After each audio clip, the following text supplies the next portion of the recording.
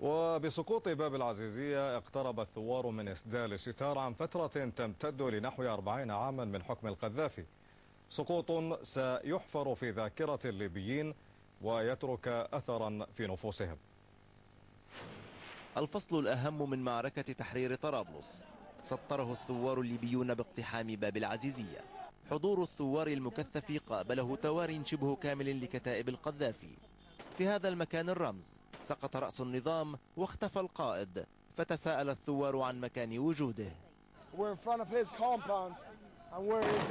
نحن أمام مجمعه، وأين هو؟ هو تحت الأرض، لا يستطيع أن يفعل أي شيء. أين هو؟ نحن نبحث عنك، أين أنت؟ هنا وقبل نحو 6 أشهر هدد العقيد بالقضاء على الثورة، والآن وفي نفس المكان يرقص الثوار ويفرحون ويسجدون.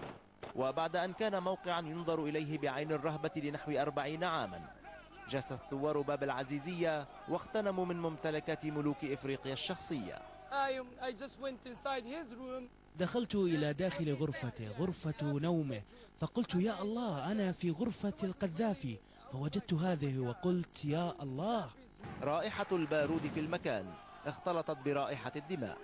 أما جرح الثوار فأخذوا إلى المنازل التي تحولت إلى مستشفيات، ومن ساءت حالته نقل إلى المستشفى الحكومي الوحيد العامل في المدينة.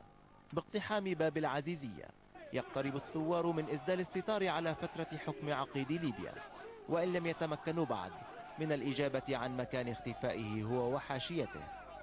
حسين الطود، العربية.